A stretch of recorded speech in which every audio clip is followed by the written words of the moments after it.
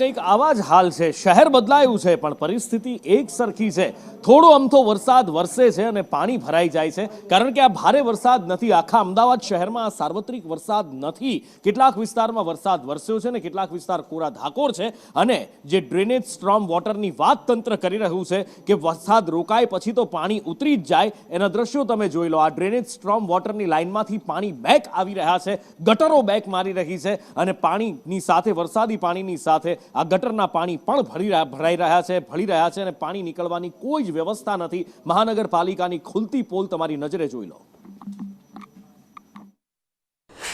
વરસાદ પડતો હોય છે ત્યારે મોટાભાગના વિસ્તારો છે તે પાણીમાં ગરકાવ થતા હોય છે। આ દ્રશ્ય અમદાવાદ શહેરના ન્યૂ વસ્ત્રાલ વિસ્તારના છે કે જ્યાં આગળ ઓમ સર્કલ આવેલું છે અને આજુબાજુની ઘણી સોસાયટી આવેલી છે, પરંતુ જ્યારે પણ આ વિસ્તારમાં અડધો કલાક વરસાદ પડતો છે ત્યારે અહીંયા ઢીચણસમાં પાણી મુખ્ય રોડ ઉપર ભરાઈ જતા હોય છે અને ગટરના પાણી બેક મારતા હોય છે।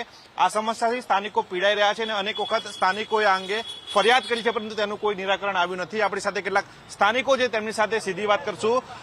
કેટલા સમયથી અહીંયા પાણી ભરાવાની સમસ્યા છે, શું તકલીફ પડતી હોય છે? અમે તો સાહેબ દર વખતે પાણી ભરાય છે। 1 કલાક પાણી પડે વરસાદનું, આવી રીતે તમે જોઈને આવ્યા, પાણી ભરી જાય છે 1 કલાકમાં। આ મ્યુનિસિપાલિટી ઓફિસ है रिलायंस पेट्रोल पंप ने बाजू में एसपी रिंग रोड ऊपर आ गटर बाजू में से म्युनिसिपालिटी में मैंने 4 मेल કર્યા ઓફિસ થી और એને વિડીયો રેકોર્ડિંગ मैंने મોકલી એને બરાબર। આજ સુધી કોઈ સુનવાઈ થઈ નથી। આ લોકો સવારે ગજાનનમાં પાણી ભરે છે બનાવીટ નાઇટમાં, આ ગટરનું પાણી આવે છે।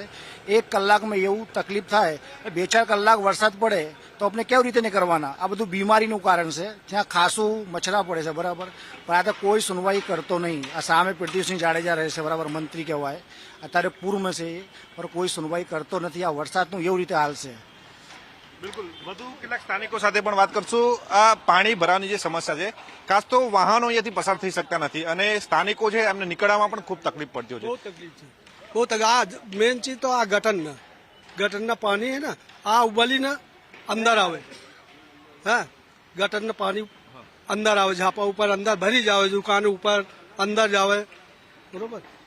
પાણીનો નિકાલ થાય છે ક્યારે? ના, કઈ નહીં નિકાલ થતો, કઈ નહીં નિકાલ થતો। બાળકો સ્કૂલેથી છૂટતા ત્યારે શું થાય? ના, કેવી રીતે જવું પડે બાળકોને? બહાર ફરીને જાવે, પેલી બાજુથી કઈ પેલી બાજુ જાવે, આ બાજુથી જાવે।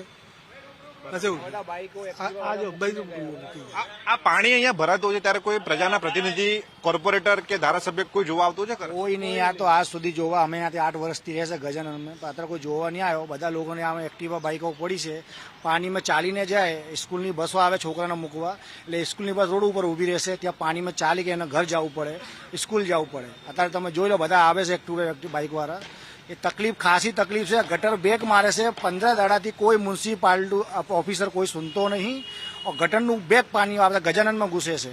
આવી રીતે તમે જોઈ લો, એરિસ ફ્લેટ છે, આ કેશવ છે, આ બધા ફ્લેટ વાળાની તકલીફ છે। જોઈ લો તમે, બધા માત્ર સામાન્ય વરસાદ વરસ્યો છે અને સામાન્ય વરસાદમાં જ આ પ્રકારની સ્થિતિ ન્યૂ વસ્ત્રાલ વિસ્તારની સર્જાય છે, જેના કારણે સ્થાનિકો પરેશાન થઈ ચૂક્યા છે। અનેક વખત કોર્પોરેશનમાં તેમના દ્વારા રજૂઆત કરવામાં આવી છે, પરંતુ ત્યાંનો કોઈ નિકાલ થતો નથી। સાથે જ પાણી જ્યારે ભરાતા હોય છે ત્યારે પ્રજાના ચૂંટાયેલા પ્રતિનિધિ હોય, કોર્પોરેટર હોય કે પછી ધારાસભ્ય હોય, કોઈ પણ અહીંયા જોવા માટે આવતા નથી, જેના કારણે સ્થાનિકોમાં ભારોભાર નારાજગી જોવા મળી છે। સ્થાનિકોની ફક્ત એક જ માંગ છે કે જે ગટરના પાણી બેક મારી રહ્યા છે તે પાણીનો નિકાલ કરવામાં આવે, સાથે જ અહીંયા સ્ટ્રોમ વોટર લાઇન નાખવામાં આવે, જેથી કરીને આજે પાણી ભરાવાની સમસ્યા અહીંયા સર્જાય છે તે સમસ્યા ન સર્જાય અને સ્થાનિકોને હાલાકી ન પડે। કેમેરા પર્સન કુંતલ મહેતા સાથે પ્રતિક જાદવ, સંદેશ ન્યૂઝ, અમદાવાદ।